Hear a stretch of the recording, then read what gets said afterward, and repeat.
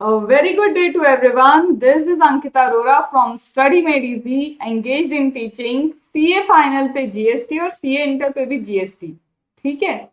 अब you were requesting कि ma'am question करा दो. So for specifically CA inter मैंने वो टॉपिक यहाँ पे आपके चूज किए हैं जिनसे प्रैक्टिकल क्वेश्चन आने के चांसेस हैं, so that you would be at an ease कि चलो भाई एटलीस्ट हमें पता है कि क्वेश्चन आंसर की राइटिंग कैसे होनी चाहिए, क्या लिखना चाहिए, कितना लिखना चाहिए. सो यहाँ पे क्या मैं टेस्ट योर नॉलेज के क्वेश्चन लेने वाली हूँ? Yes, I will be taking your test your knowledge के क्वेश्चंस, बट क्या मैम सारे क्वेश्चन लेने वाली हूँ? नहीं. Those question which questions are repeated, अरे repeat question तो obviously I will not take. And those question which are completely theoretical, जैसे कि objectives या complete theory है, तो obviously I will not be taking the theoretical questions. तो यहाँ पे स्टार्ट करते हैं हम with the chapter that is charge of GST. अब चार्ज ऑफ जीएसटी का ये जो चैप्टर है इसके क्वेश्चंस मैंने लिए और मैंने क्या किया है, आपकी टेस्ट योर नॉलेज के जो क्वेश्चंस मैं करवा रही हूँ उसको मैंने अलग से यहाँ पे लिख लिया है सो दैट इजी रहे मुझे एक्सप्लेन करने के लिए. तो starting with the charge of GST chapter. Charge of GST में हमने पता है क्या समझा था? चार्ज ऑफ जीएसटी चैप्टर में ही आता है आपका reverse charge mechanism. Your reverse charge mechanism का concept is covered where under charge of GST. अब यहाँ पे टेस्ट योर नॉलेज के आधे से ज्यादा क्वेश्चन जो है वो फोकस करेंगे ये आइडेंटिफाई करवाने के लिए कि भाई तुम्हें पता है या नहीं पता कि this particular transaction is chargeable under GST. if chargeable under GST, whether under reverse charge mechanism or forward charge mechanism. और रिवर्स चार्ज मैकेनिज्म में तुम्हें लग रहा है बट ये तो देख लेना कहीं मेगा एग्जेम्पशन तो नहीं आता है. कहना क्या चाहते हो मैम?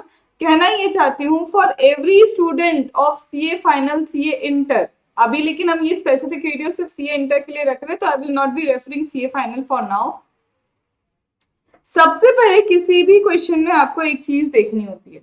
सबसे पहले आप देखो कि जो भी ट्रांजैक्शन हुआ है, फर्स्ट ऑफ ऑल नोटिस कि जो भी ट्रांजैक्शन हुआ है भाई ट्रांजैक्शन गुड्स या सर्विस का ही होना चाहिए because this is GST. Goods या सर्विस का ट्रांजैक्शन होगा तभी हम सोचेंगे कि ये ट्रांजैक्शन सेक्शन नंबर 7 के अकॉर्डिंग ये ट्रांजैक्शन सप्लाई भी बन पाएगा या नहीं बन पाएगा. कहना ये चाहती हूँ every transaction of good, every transaction of service, it is not necessary it is supply. जरूरी नहीं वो सप्लाई हो. तो हम ये कहते हैं कि अगर सेक्शन 7 के अकॉर्डिंग सप्लाई बनता है तो हम चेक करेंगे कि भाई उस पर टैक्स लगेगा भी या नहीं लगेगा. Because once it is supply हो सकता है वो शेड्यूल नंबर 3 में कवर हो जाए. तो हो सकता है कि supply of goods supply of service होने के बाद भी आप कहते हो neither supply of goods not supply of service. या फिर ये भी हो सकता है कि मैम मेगा एग्जेम्पशन हो. Definitely it is supply but supply का है क्या मेगा एग्जेम्पशन. तो मेगा एग्जेम्पशन के केस में ना तो आपका रिवर्स चार्ज मैकेनिज्म लगेगा ना ही फिर फॉरवर्ड चार्ज मैकेनिज्म लगेगा.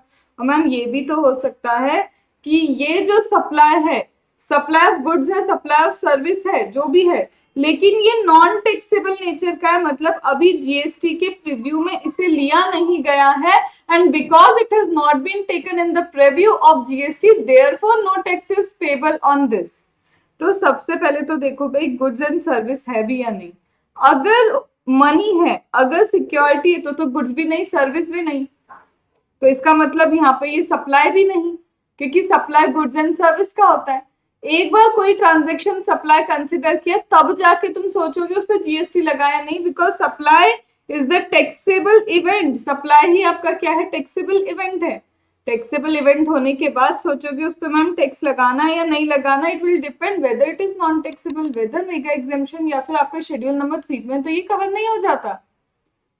अब मैम सपोज करो ना तो ये शेड्यूल 3 में कवर है ट्रांजैक्शन, ना ही मेगा एग्जेम्पशन है, ना ही नॉन टैक्सेबल है. मतलब सिंपल टैक्स तो लगाना है. फिर टैक्स लगाते वक्त you have to think ma'am क्या सोचेंगे भाई टैक्स लगाते वक्त फॉरवर्ड चार्ज मैकेनिज्म है या रिवर्स चार्ज मैकेनिज्म है.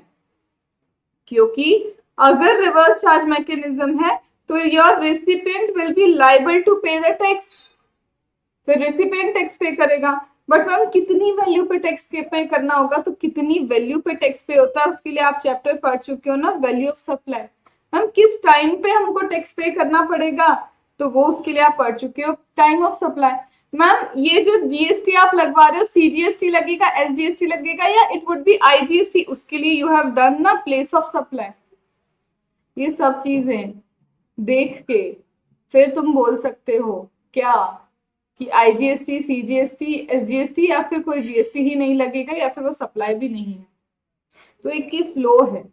For the purpose of CA inter इतना लंबा फ्लो वाला क्वेश्चन आपसे पूछा जाए ये ज्यादा चांस नहीं है, बट थोड़ी बहुत लिंकेज के साथ पूछा जाए इसके चांसेस जरूर होते हैं।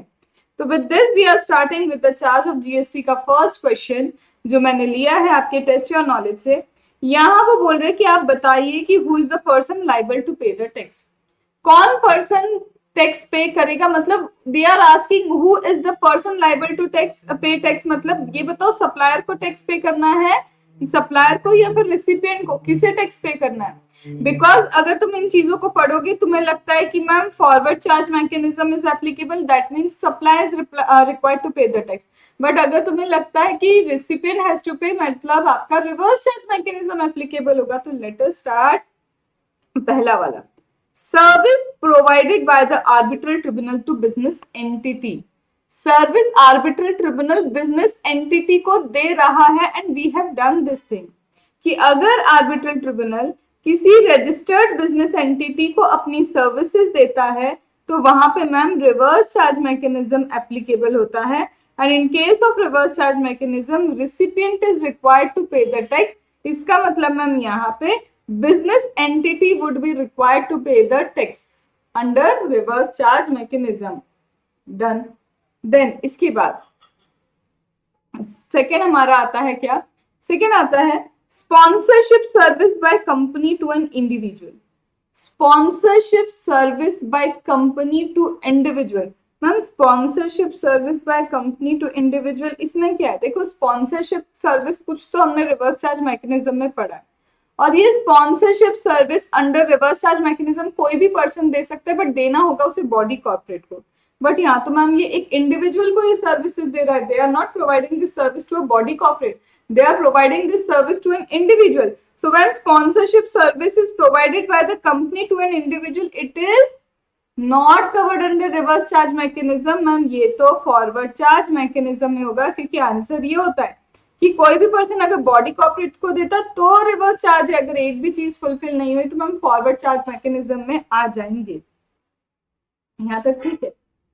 अब एक चीज तुम्हें बताती हूँ, मेगा एग्जामिशन से इसको सिर्फ लिंक कर रही हूँ, क्वेश्चन में नहीं दिया है बट मैं मेगा एग्जामिशन से इसको लिंक करके बता रही हूँ। डिस्क्लेमर, ये क्वेश्चन का पार्ट नहीं है, अब जो मैं बता रही हूँ ये जस्ट मैं आपको एक लिंकेज दे रही हूँ। मैम स्पॉन्सरशिप सर्विस दी, किसी भी पर्सन ने दी, ठीक है मैम, स्पॉन्सरशिप सर्विस है, कोई भी पर्सन दे रहा है, लेट से मैम कोई भी पर्सन दे रहा है बॉडी कॉर्पोरेट को, या फिर कोई भी पर्सन दे रहा है इंडिविजुअल को। मैम अगर बॉडी कॉर्पोरेट को देते हैं तो आप रिवर्स चार्ज मैकेनिज्म लगाते हैं, और किसी अदर देन बॉडी कॉर्पोरेट को दोगे तो आप फॉरवर्ड चार्ज मैकेनिज्म अप्लाई करोगे। लेकिन मैं कहती हूँ ना फॉरवर्ड लगेगा ना रिवर्स लगेगा, अगर ये स्पॉन्सरशिप सर्विस आपके स्पोर्ट्स से रिलेट करती है तो। If the sponsorship service is related to the sports, अगर स्पॉन्सरशिप सर्विस किससे रिलेटेड है, स्पोर्ट्स से रिलेटेड है, वहां पे ना तुम जो मेगा एग्जामिशन पढ़ोगे तुम ऐसे नेशनल स्पोर्ट्स, क्रीड़ा, खेल ऐसे कर करके ना स्कीम देख के रखेंगे। अगर वो स्कीम दिख जाती है तुमको तो फिर भाई अगर वो सारी कंडीशंस तुम्हारी मेगा एग्जामिशन की कंप्लाई हो गई तो ना तो रिवर्स चार्ज मैकेनिज्म होगा ना ही तुम्हारा फॉरवर्ड चार्ज मैकेनिज्म। देन आता है ma'am renting of immovable property by the government. Government अगर किसी रजिस्टर्ड पर्सन को इमूवेबल प्रॉपर्टी रेंट पे देती है, renting of immovable property by government to a registered person, ये स्पेसिफिकली पढ़ा है कि ये रिवर्स चार्ज मैकेनिज्म में फुलफिल होती है कंडीशन। इसका मतलब मैम यहाँ पे जो रजिस्टर्ड पर्सन है, he is the recipient of the service, he would be required to pay the tax under reverse charge mechanism. फिर आते हैं सेकंड क्वेश्चन में। ये क्वेश्चन बोलता है विवेक गोयल एक इंडिपेंडेंट डायरेक्टर है जिन्हें हमने अपॉइंट किया है कंपनीज एक्ट के अकॉर्डिंग। तो विवेक गोयल जो इंडिपेंडेंट डायरेक्टर हैं, उन्हें अपॉइंट किया गया है और उन्हें सिटिंग फीस रिसीव हो रही है 1 लाख रुपीज की। आप बताइए who is the person liable to pay the tax. अब हम क्या बोल रहे हैं, ये बोल रहे हैं कि इंडिपेंडेंट डायरेक्टर है, यहाँ पे क्या बोल रहा है, ये इंडिपेंडेंट डायरेक्टर है। विवेक गोयल जी जो है इंडिपेंडेंट ना, तो इंडिपेंडेंट पे क्यों फोकस कर रहे हो, उसी के बारे में तो बोलना है। अब मैं तुम्हें एक क्लैरिफिकेशन दे रही हूँ, उस क्लैरिफिकेशन को समझना, ठीक है। इंडिपेंडेंट डायरेक्टर, कंपनीज एक्ट 2013 में लिखा है independent director can not be the employee of company. Independent director कभी भी कंपनी का एम्प्लॉय नहीं हो सकता है, करेक्ट मैम। इंडिपेंडेंट डायरेक्टर कभी भी कंपनी का एम्प्लॉय नहीं हो सकता। अगर इंडिपेंडेंट डायरेक्टर मैम कभी भी कंपनी का एम्प्लॉय नहीं है, इसका मतलब मैम एम्प्लॉयर एम्प्लॉय रिलेशनशिप नहीं है, नहीं, यहाँ पे इसका मतलब एम्प्लॉयर एम्प्लॉय रिलेशनशिप नहीं है। और मैम हमने शेड्यूल 3 में एक चीज पढ़ी थी कि service provided by employee to the employer, schedule 3 में पढ़ा था, service provided by employee to the employer in course of employment, neither supply of goods nor supply of service. हाँ मैम ये चीज तो पढ़ी थी हमने।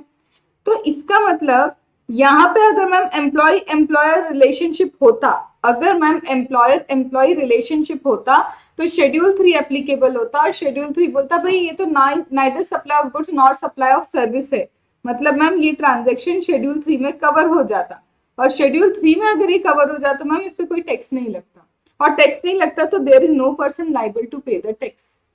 बट मैम यहाँ पे ये एम्प्लॉय ही नहीं है, इसका मतलब मैम ये शेड्यूल 3 तक तो पहुंच ही नहीं पाएगा, बिकॉज एम्प्लॉयर एम्प्लॉय रिलेशनशिप तो एस्टेब्लिश होना ही नहीं। ये मैम एम्प्लॉय नहीं है तो एम्प्लॉयर एम्प्लॉय रिलेशनशिप होगा नहीं, शेड्यूल 3 तक बात पहुंचेगी नहीं। तो इसलिए हमने पढ़ा था जब भी एक डायरेक्टर बॉडी कॉर्पोरेट को कोई भी सर्विसेज देता है तो रिवर्स चार्ज मैकेनिज्म एप्लीकेबल होता है। और वहां पे मैंने रिवर्स चार्ज मैकेनिज्म के वीडियो में समझाया था अच्छे से कि ये वो डायरेक्टर है जो एम्प्लॉय नहीं है, क्योंकि अगर डायरेक्टर एम्प्लॉय हो गया तो शेड्यूल 3 इवोक हो जाएगा और neither supply of goods not supply of service होगा। तो मेरे केस में क्योंकि इंडिपेंडेंट डायरेक्टर एम्प्लॉय नहीं हो सकता है तो यहाँ पे रिवर्स चार्ज मैकेनिज्म का कॉन्सेप्ट एप्लीकेबल है। और यहाँ पे सर्विस एक्चुअल में रिसीव कौन कर रहा है ma'am, service recipient is company, तो here the company is required to pay the taxes. Then next, क्या ये मैं ऑलरेडी डिस्कस कर चुकी हूँ कि आपने स्पॉन्सरशिप सर्विस दी किसको, आपने स्पॉन्सरशिप सर्विस दी क्रिकेट एकेडमी को, एक क्रिकेट एकेडमी जो एलएलपी है, कुछ तो स्पॉन्सरशिप सर्विस आपने क्रिकेट एकेडमी एलएलपी को दी है। अब आप बताओ पर्सन लाइबल टू पे टैक्स कौन है। तो मैंने कहा था स्पॉन्सरशिप सर्विस कोई भी पर्सन दे सकता है, हाँ मैम कोई भी पर्सन दे सकता है, लेकिन स्पॉन्सरशिप सर्विस देनी होगी या तो बॉडी कॉर्पोरेट या पार्टनरशिप फर्म को। तो आपको या तो बॉडी कॉर्पोरेट या पार्टनरशिप फर्म को ही ये सर्विसेज देनी होगी, and firm include LLP, firm में मैम एलएलपी इंक्लूड होता है। तो स्पॉन्सरशिप सर्विस अगर बॉडी कॉर्पोरेट किसको दे कोई भी पर्सन बॉडी कॉर्पोरेट या पार्टनरशिप फर्म को देता है तो दिस इंक्लूड्स एलएलपी इंक्लूड होता है, यही उसका रीजन लिखा हुआ है। और अगर एलएलपी इंक्लूड होता है तो यस मैम यहाँ पे तो रिवर्स चार्ज मैकेनिज्म है। बट हाँ अगर मैम वो कंडीशन कुछ कुछ आप मेगा एग्जाम्शन की बताए थे, अगर वो कंडीशन कंप्लाई हो जाती है ना तो यहाँ पे मेगा एग्जाम्शन इवोक हो सकता है, बट कंडीशन कंप्लाई होगी तो। यहाँ हमारे इसमें कोई कंडीशन कंप्लाई नहीं हुई है तो यहाँ पे हम ये बोलेंगे कि रिवर्स चार्ज मैकेनिज्म एप्लीकेबल है। फिर नेक्स्ट पे आते हैं। अब नेक्स्ट में इन्होंने क्या पूछा है हमसे भाई, फिर से अब नेक्स्ट में हमसे पूछ रहे हैं legal fees received by an advocate. अब एक एडवोकेट है, लीगल फीस रिसीव कर रहा है किसी ट्रेडिंग कंपनी से जो कहाँ पे लोकेटेड है, महाराष्ट्र में लोकेटेड है। तो महाराष्ट्र में लोकेटेड ट्रेडिंग कंपनी से हमारा एडवोकेट क्या कर रहा है, कुछ लीगल फीस रिसीव कर रहा है। और महाराष्ट्र में ये जो कंपनी है उसका पिछले साल का टर्नओवर 50 लाख से ज्यादा देके रखा है। क्या बोला है कि महाराष्ट्र में ये जो कंपनी है उसका टर्नओवर पिछले साल मतलब प्रीवियस ईयर में 50 लाख था। अब ट्रेडिंग कंपनी का टर्नओवर 40 लाख क्रॉस होते से उसे रजिस्टर्ड होना पड़ता है। मतलब मैम सीधी बात ये बोलना चाह रहे क्या वो कि एक एडवोकेट ने ऐसी ट्रेडिंग कंपनी को सर्विसेज दी हैं जो trading company registered trading company है, और मैम रजिस्टर्ड ट्रेडिंग कंपनी है तो ma'am reverse charge mechanism applicable होगा, क्योंकि ये सर्विस भी मैंने रिवर्स चार्ज मैकेनिज्म में की है कि अगर एक एडवोकेट किसी बिजनेस एंटिटी को सर्विस प्रोवाइड करता है, वो बिजनेस एंटिटी जो रजिस्टर्ड बिजनेस एंटिटी है, in such a case reverse charge mechanism is applicable. But अगर मैम सपोज करो ये अनरजिस्टर्ड होता और यहाँ पे सपोज करो मैम केस ए 50 लाख दिया होता और केस बी दिया होता, सपोज कर लो कि 20 लाख की है, या फिर इनकी 20 लाख 10 लाख 5 लाख जो भी है टर्नओवर, मतलब ऐसा दिया हुआ है कि हमें समझ में आ रहा है कि ये रजिस्टर्ड नहीं है। तो तुम्हें याद है एडवोकेट अगर किसी भी ऐसे बिजनेस एंटिटी को सर्विस देता है जो जिसका थ्रेशोल्ड लिमिट क्रॉस नहीं हुआ, तो वहां पे आता है मेगा एग्जेम्पशन। तो link this with mega exemption, RCM का वीडियो ना आप चेक करना, मैं यहाँ पे एक प्लेलिस्ट डिस्क्रिप्शन में प्रोवाइड करूंगी, और टेलीग्राम चैनल पे ना जितने भी रेगुलर क्लास डली है सी एंटर के लिए प्रॉपर सारे कॉन्सेप्ट डिस्कस किए हैं उसके अंदर, आप वहां पे टेलीग्राम से उस पीडीएफ को डाउनलोड करो, आपको टॉपिक वाइज लिंक वहां पे मिलेगी, जस्ट उस लिंक को पीडीएफ में से क्लिक करना, आपको वो वीडियो ओपन हो जाएगा। तो जो स्टूडेंट्स मुझसे रिक्वेस्ट करते रहते ना मैम सीरियल नंबर बता दो, ये बता दो, वो बता दो, अरे पहले तुम ये देखो मैंने पूरा टेलीग्राम पे लिंक वाइज पीडीएफ दिया है, उस पर क्लिक करो, और अगर आरसीएम स्ट्रॉन्ग नहीं किया तो कर लेना, क्योंकि जरा सा फ्लक्चुएशन अगर मैं प्रोबेबिलिटी में करती हूँ तो हो सकता है चीज मेगा एग्जामिशन पे पहुंच जाए, और अगर फ्लक्चुएशन ना करूँ तो हो सकता है रिवर्स चार्ज मैकेनिज्म में आ जाए, हो सकता है फ्लक्चुएशन करो तो फॉरवर्ड चार्ज मैकेनिज्म भी आ जाए। तो तुम्हें अच्छे से पता होना चाहिए who is the recipient, who is the supplier, what is the service, what are the condition, सब एंड कंडीशन है, तो रिवर्स चार्ज मैकेनिज्म नहीं है तो आइदर फॉरवर्ड, और एक बार चेक करना कहीं मेगा एग्जेम्पशन तो नहीं आता है। Then ma'am 5 question 6 question 7 9 and 11 ये सेल्फ इसलिए करने क्योंकि इसमें कुछ कुछ रिपीटेशन ही हैं और कुछ कुछ तो बिल्कुल क्या है इजी वाले क्वेश्चन है जो थ्योरेटिकल है, तो ये आपको सेल्फ करने होंगे। अब आते हैं हम नेक्स्ट क्वेश्चन के ऊपर, क्योंकि ये कंपोजिशन स्कीम वाला क्वेश्चन है। अब ये कंपोजिशन स्कीम के क्वेश्चन में इन्होंने क्या बोला है कि एक सप्लायर है, कुछ केसेस दिए और वो सप्लायर पूछे मुझे बता दो whether I am eligible to opt for composition scheme. तो सप्लायर है, सप्लायर भाई साहब क्या बोल रहे हैं कि हमें बता दो कि क्या हम एलिजिबल है कंपोजिशन स्कीम के लिए। हम बता रहे हैं कि हमारा पिछले साल का टर्नओवर 1.5 करोड़ क्रॉस नहीं है, because you know in the composition scheme अगर आपका टर्नओवर 1.5 सीआर तक है तो you are eligible to get the benefit of composition scheme, तब तो आप कंपोजिशन स्कीम का बेनिफिट ले सकते हो, अदरवाइज नहीं। तो वो उसने हिंट दे दी कि भाई मेरा तो टर्नओवर क्रॉस नहीं हुआ, अब बताओ कि क्या मैं कंपोजिशन स्कीम ले सकता हूँ। तो मैम टर्नओवर क्रॉस नहीं हुआ तो ले ही सकते नहीं। कुछ ऐसे पर्सन है जिन्होंने स्पेसिफिकली मना किया कि आप कंपोजिशन में नहीं आ सकते, जैसे अगर आप इंटरस्टेट सप्लाई करते हैं, जैसे आप नोटिफाइड गुड्स होते हैं उन नोटिफाइड गुड्स की मैन्युफैक्चरिंग करते हैं। तो जैसे कि अगर आप नोटिफाइड कुछ प्रोडक्ट्स है उसकी मैन्युफैक्चरिंग करते हैं ना, मैन्युफैक्चरिंग करते हैं तो भी आपको बोला है कि भैया तुम कंपोजिशन स्कीम में मत आना। कंपोजिशन स्कीम वाला पर्सन सर्विसेज नहीं दे सकता, कुछ लिमिट दी है उतने लिमिट तक तुम सर्विस दो, अगर तुम सिर्फ सर्विसेज देते हो तो तुम इस कंपोजिशन स्कीम में नहीं आ सकते, 10(1) एंड 10(2) में नहीं आ सकते। I am not telling 10(2)A, वो अलग कंपोजिशन स्कीम है। तो अब ये क्वेश्चन क्या बोलता है कि बताओ मुझे मैं एलिजिबल हूं या नहीं। तो Mohan engage in the trading of paan masala. अब paan masala is a notified product है या नहीं, पहले ये सोचते हैं। So first of all I have to think भाई ये पान मसाला नोटिफाइड गुड्स है क्या। चलो नोटिफाइड गुड्स नहीं भी है तो आगे देखते हैं कि क्या लिखा है। तो बोलते देखो he is engaged in trading the pan masala in Rajasthan and is registered in same state. तो पान मसाला भाई साहब क्या करते हैं, ट्रेड करते हैं और रजिस्टर्ड है सेम स्टेट में ही। अब मुझे ये समझ नहीं आ रहा, पान मसाला तो नोटिफाइड है, अब क्या मैं इसको बोल दूं कि you are not eligible for composition scheme. Yes मुझे बोलना पड़ेगा कि हाँ भैया आप क्योंकि पान मसाला की ट्रेडिंग करते हो तो यू आर इनएलिजिबल। बट आपका आंसर ना टोटली रॉन्ग हो जाएगा। क्यों मैम, क्योंकि मैंने बोला था मैन्युफैक्चरिंग होनी चाहिए नोटिफाइड प्रोडक्ट की, ना कि ट्रेडिंग। अब इंस्टीट्यूट यही करेगा, जहाँ मैन्युफैक्चरिंग लिखा है वहाँ ट्रेडिंग दे देगा, जहाँ ट्रेडिंग लिखा है वहाँ मैन्युफैक्चरिंग कर देगा। तुम्हें वो वर्ड्स याद होने चाहिए कि व्हाट आर द कंडीशंस।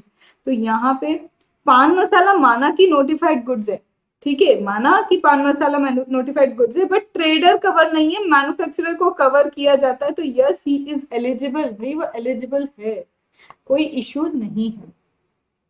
तो आपको पहले तो बताना होगा कि कंपोजिशन स्कीम थोड़ा बहुत बता दो कि क्या होती है, एंड जो भी कंपोजिशन स्कीम है उसमें किन लोगों को इसके हिसाब से, तुम्हें दिख रहा है ना कि ये कहीं ना कहीं नोटिफाइड प्रोडक्ट के ऊपर गए हैं, तो सिर्फ नोटिफाइड प्रोडक्ट से रिलेटेड प्रोविजन लिखो।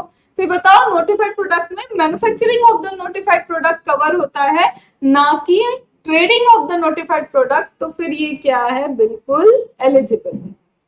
देन दूसरा आता है, Sugam manufacturer has registered office in Punjab, Haryana and sells the manufactured by it goods manufactured by it in neighboring state।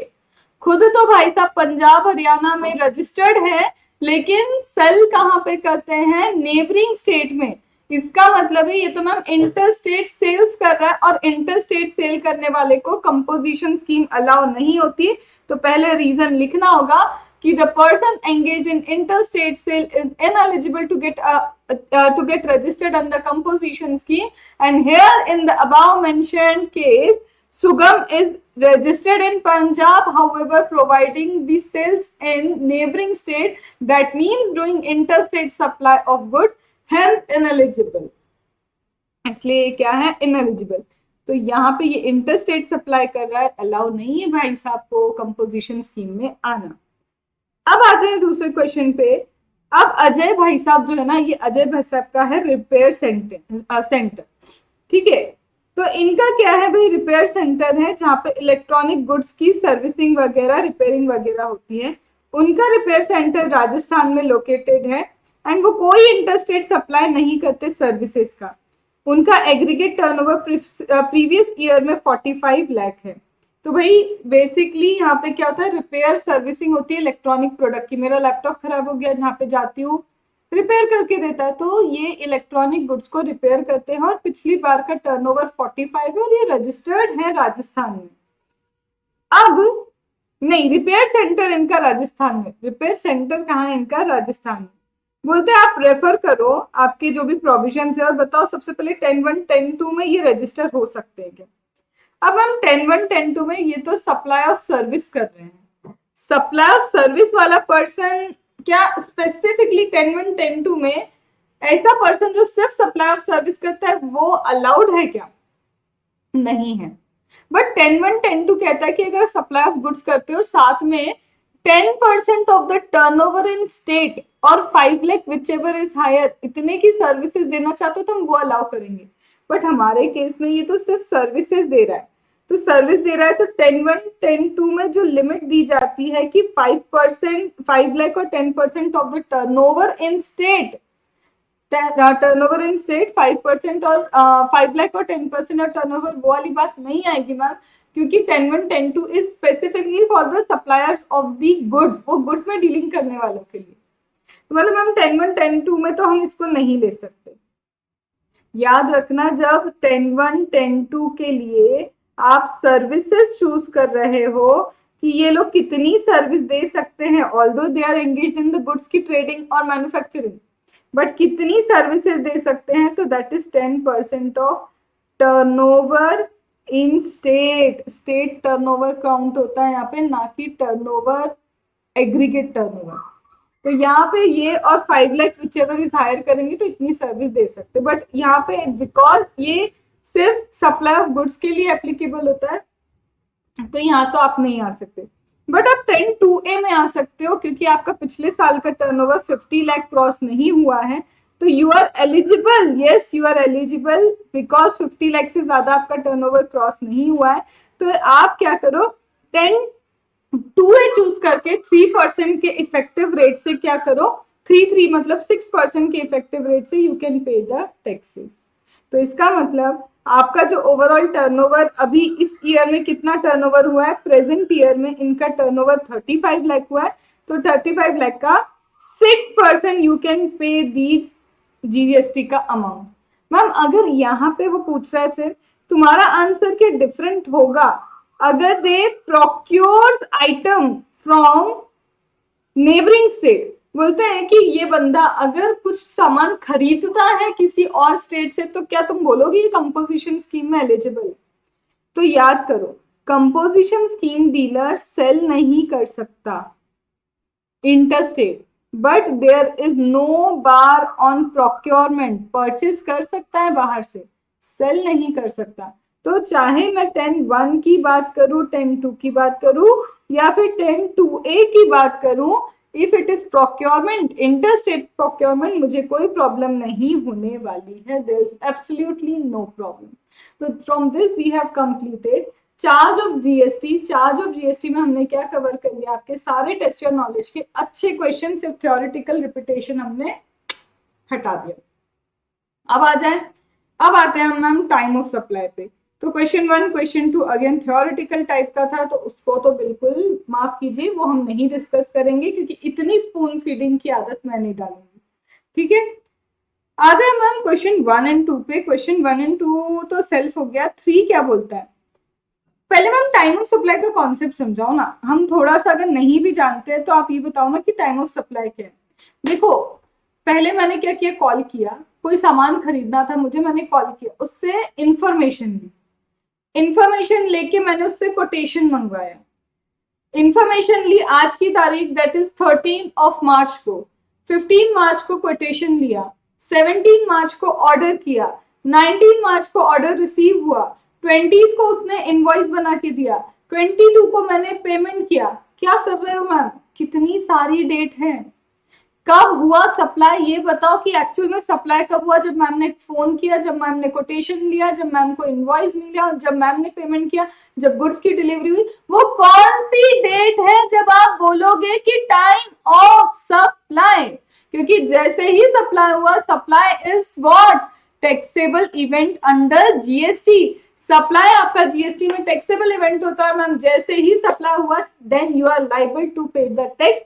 तो टाइम ऑफ सप्लाई का कॉन्सेप्ट आया ही इसीलिए है कि वो बताए तुम्हें कि when you are actually eligible, कब तुम एलिजिबल हो गए हो कि भाई ये हो गया सप्लाई और सप्लाई हो गया तो भाई जीएसटी पे करने की लाइबिलिटी आ गई है तेरी। अब यहां पे टाइम ऑफ सप्लाई में एक सेक्शन और पढ़ना होता है तुमको, that is section number 31, due date of issue of invoice. अब ये लेक्चर क्वेश्चन ओरिएंटेड है तो क्वेश्चन समझाऊंगी मैं, एक एक प्रोविजंस वापस आपको नहीं पढ़ा पाऊंगी। टाइम ऑफ सप्लाई का जो रिवीजन वीडियो है वो सीए इंटर के लिए पूरा पूरा रेगुलर वीडियो है, क्योंकि सीए फाइनल में और सीए इंटर में ये कॉमन टॉपिक है। सीए फाइनल लेवल पे भी वो एक ही दिन में खत्म होता है, तो वो उन लोगों के लिए रिवीजन हो गया और तुम्हारे लिए वो रेगुलर लेक्चर है। तो आप ये मत सोचो जहां मैंने रिवीजन डाला है वहां पर रिवीजन सफिशिएंट है, क्या पूरा सफिशिएंट है, क्योंकि उतना ही है जो मैं अगर तुमको अलग से करवाती तो भी एक ही दिन में करवा पाती। ठीक है, तो मैम टाइम ऑफ सप्लाई में सबसे पहले क्या करना होगा ma'am, time of supply goods के रिस्पेक्ट में अलग दिया होता है, सर्विस के रिस्पेक्ट में अलग दिया होता है। हमें सबसे पहले तो ये चेक करना पड़ेगा मैम ये टाइम ऑफ सप्लाई गुड्स का है या फिर ये टाइम ऑफ सप्लाई सर्विस का है। उसके बाद हमेशा क्वेश्चन में ये चेक करना कहीं ये टाइम जो गुड्स है इस पे फॉरवर्ड चार्ज मैकेनिज्म लगने वाला है या रिवर्स चार्ज मैकेनिज्म वाला है, और सर्विस भी है तो फॉरवर्ड चार्ज है या रिवर्स चार्ज, क्योंकि उसके according you will be able to identify कौन सा रोल लगेगा टाइम ऑफ सप्लाई। जैसे इस क्वेश्चन में खुद ही बोला है कि जीएसटी रिवर्स चार्ज मैकेनिज्म में पे होगा। तो मैम जब जीएसटी रिवर्स चार्ज मैकेनिज्म में पे होगा तो ये रिवर्स चार्ज मैकेनिज्म गुड्स के लिए है या सर्विस के लिए? देखो तो यहाँ दिखा है, देखो recipient of goods, supplier of goods, recipient of goods, supplier of goods and date of receipt of goods। मतलब यहाँ RCM with respect to goods की बात कर रहे हैं। तो गुड्स के रिस्पेक्ट में मैम मेरा टाइम ऑफ सप्लाई किया था मैंने, वो टाइम ऑफ सप्लाई क्या होता है, date of issue of invoice that is 30th date from the date of issue of invoice, date of receipt of payment.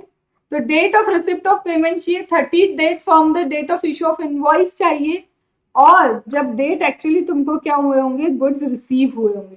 इन तीन चीजों का होता है कंपैरिजन। इन तीन चीजों का क्या होता है, कंपैरिजन। तो मैम यहाँ पे इन्होंने ना अलग अलग करके कुछ कुछ डेट दिया है कि गुड्स इस दिन रिसीव हुए, पेमेंट इस दिन हुआ, और इनवॉइस मैम यहाँ पे इशू हुआ। पर मुझे डेट ऑफ इनवॉइस चाहिए ही नहीं, मुझे तो डेट ऑफ इनवॉइस से 30 डेज काउंट करने होंगे। ठीक है, तो 31st डे जो भी आएगा। तो मैम यहाँ पे देखते हैं हमारा जो आंसर है वो ये रहा सोल्यूशन।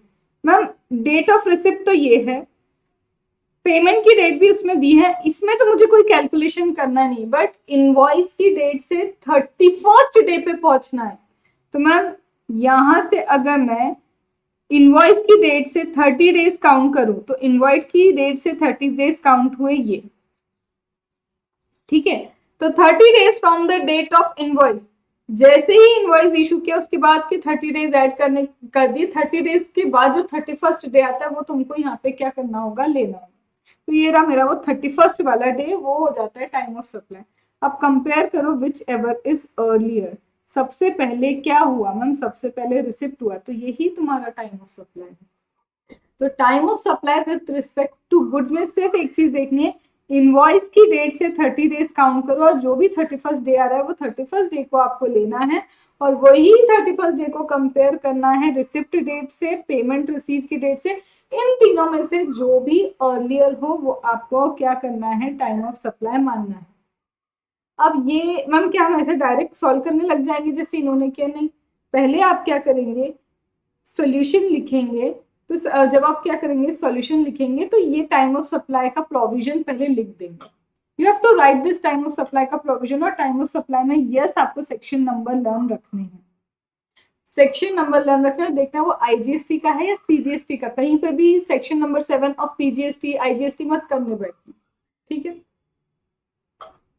दूसरा क्वेश्चन आता है मैम मेरा क्या, फिर से यहाँ पे हमने रिसीव किया गुड्स को इस दिन, पेमेंट हुआ इस दिन, और मैम वही इशू और इनवॉइस, तो इनवॉइस की डेट से 31st डे, फिर भी मैम अर्लीस्ट आ रहा है मेरा डेट ऑफ रिसिप्ट, ये हो गया मेरा टाइम ऑफ सप्लाई। मैम ये भी तो हो सकता है पार्ट पेमेंट रिसीव हुआ हो, part payment made on 30 June and part payment July 20, तो जुलाई 20 का अलग कंपैरिजन होगा, जो अभी पेमेंट मिला है उसका कंपैरिजन करते हैं। तो मैम जो पेमेंट आपको मिला है कब, 30 जून को, तो ma'am which ever is earlier, I think 30 June is earlier, तो पार्ट के लिए 30 जून, और जो 20 जुलाई को मिला उसके लिए टाइम ऑफ सप्लाई क्या होगा, कंपेयर 1 जुलाई, कंपेयर 20 जुलाई, कंपेयर 30 जुलाई, तो उसके लिए हो जाएगा 1 July will be your time of supply. इसी तरह से आपको क्या करना है, बाकी के ये जो दो केस हैं वो भी सॉल्व करने हैं।